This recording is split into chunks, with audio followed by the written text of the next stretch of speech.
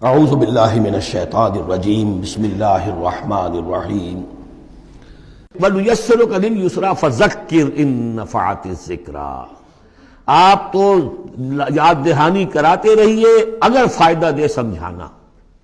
اور اس میں در حقیقت یہ ہے کہ ذکر جو ہے اللہ تعالیٰ کا اور اللہ تعالیٰ کی تذکیر جو ہے، اگر تو کہہ دیا ہے یہاں پر اگر فائدہ پہنچائے، لیکن اس کا یہ مطلب نہیں کہ اگر فائدہ پہنچائے تبھی تذکیر کی جائے، اس لیے کہ آگے آ رہا ہے سَيَذَّكَّرُ مَن يَخْشَىٰ، یعنی آپ اگر تذکیر کریں گے تو جس کے دل میں کچھ خوف ہے اس کو تو فائدہ ہو جائے گا نا۔ آپ تذکیر فرما رہے ہیں، نئی وحی آ گئی ہے، اسے آپ نے پڑھ کر سنایا ہے، وہ جن کو پرواہ نہیں ہے ان کو تو فائدہ نہیں ہوگا، لیکن آپ کے اہل ایمان ساتھیوں کے علم میں اضافہ ہوگا، ان کے اندر اور جو ہے ایمان جو ہے بڑھے گا۔ سَيَذَّكَّرُ مَن يَخْشَىٰ وَيَتَجَنَّبُهَا الْأَشْقَىٰ، البتہ جو شقی ہے، بدبخت ہے، وہ اس سے اپنا پہلو کترا جائے گا، وہ پہلو موڑ لے گا۔ الذی یصلی النار الکبریٰ، جس کا انجام پھر یہ ہونا ہے کہ وہ بڑی آگ میں جھونکا جائے گا، داخل ہوگا بڑی آگ میں۔ ثم لا یموت فیہا ولا یحییٰ، پھر نہ اس میں وہ مرے گا اور نہ زندہ رہے گا، نہ زندوں میں نہ مردوں میں۔ لا تبقی ولا تذر، سورہ مدثر میں جو آیت آئی تھی، ثم لا یموت فیہا ولا یحییٰ، پھر نہ اس میں اس کو موت آئے گی، نہ وہ زندوں میں ہوگا نہ مردوں میں۔ قد افلح من تزکیٰ، یقیناً کامیاب ہو گیا وہ، یہ مضمون بھی آگے اب پھیلے گا اور بڑھے گا، ترقی کرے گا۔ قد افلح من تزکیٰ، بے شک کامیاب ہوا وہ کہ جس نے تزکیہ حاصل کر لیا، اپنے آپ کو پاک کر لیا۔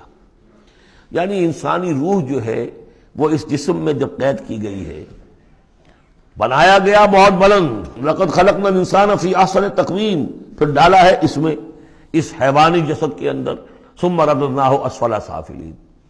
اب یہ کہ یہاں سے وہ چڑھائی چڑھنی پڑے گی، یہاں سے اوپر اٹھنا ہوگا، آپ کو محنت کرنی ہوگی، ہر انسان کو تزکیہ کرنا ہوگا، فلاح حاصل کرنے کے لیے کچھ اپنے جذبات کو کنٹرول کرنا ہوگا، کچھ اپنی شہوات کو دبانا ہوگا، اپنے نفس کا ضبط نفس کا سامان کرنا ہوگا، کچھ اپنی روح کی تقویت کا سامان کرنا ہوگا، جیسے کہ یہ دو طرفہ پروگرام رمضان کا ہے کہ دن میں روزہ رکھو اور اس حیوانی وجود ہے اسے ذرا کمزور کرو، تھوڑا سا مزمحل کرو، تاکہ اس کا دباؤ جو ہے اس روح ربانی کے اوپر، اس بدن میں کچھ کمی آئے۔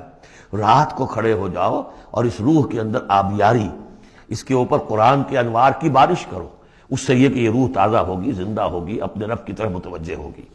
یہ ہے عمل تزکیٰ۔ قد افلح من تزکیٰ وذکر اسم ربہ فصلی، اور اس نے دیا نام، اپنے رب کے نام کا ذکر کیا اور پھر نماز پڑھی۔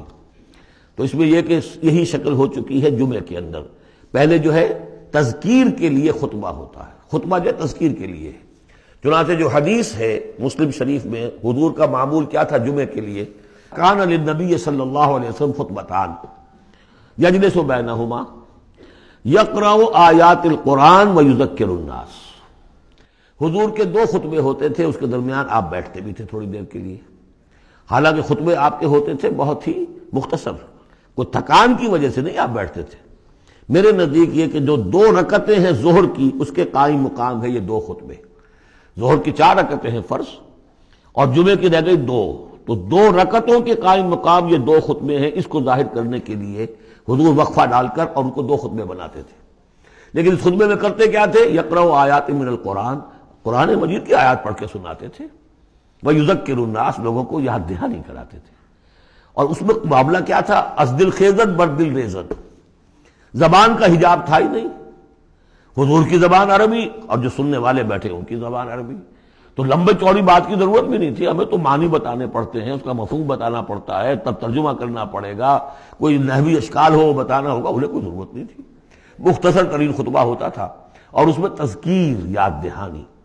اور اسی میں آتا ہے اصل میں وہ حدیث جو آتی ہے کہ وہ جو میں آپ کو بتا رہا تھا کہ وہاں اللہ کے نبی نے بتایا ہے کہ جو پہلی گھڑی میں، اگرچہ اس میں اختلاف ہے کہ اس سے مراد کیا ہے، ایک رائے تو یہ ہے کہ اشراق کے وقت جو لوگ پہنچ گئے مسجد میں، گویا کہ وہ پہلی ساعت میں مسجد میں آ گئے جمعے کے روز، ان کو اتنا ثواب ملے گا جتنا کہ ایک اونٹ کی قربانی سے ہوتا ہے۔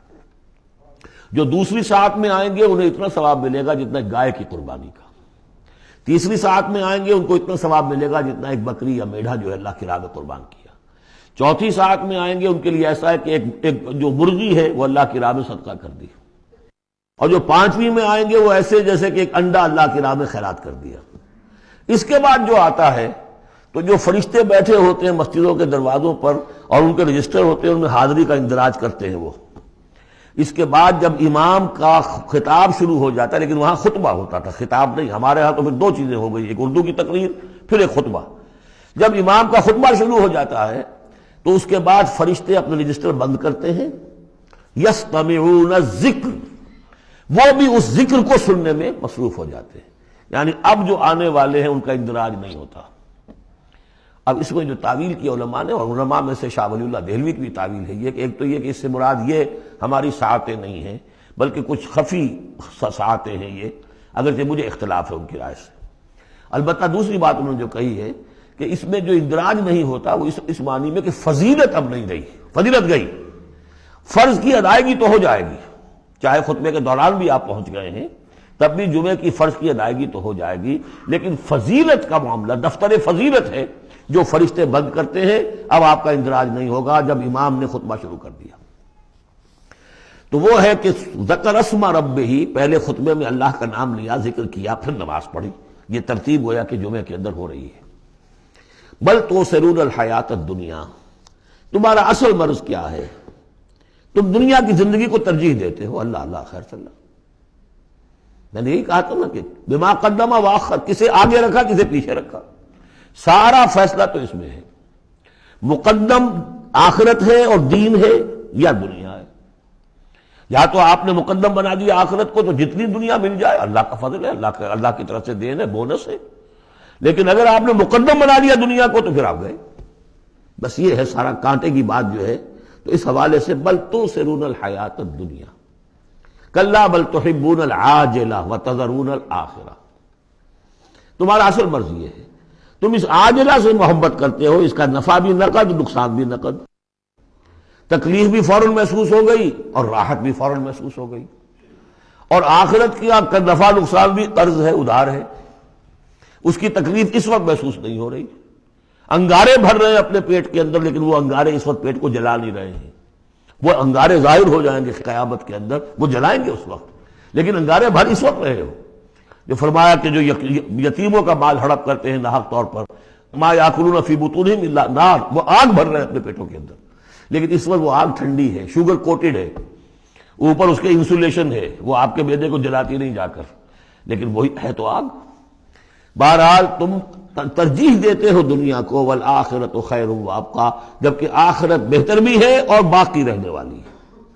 ان ھذا لفی الصحف الاولی، یہی بات تھی پرانے صحیفوں میں.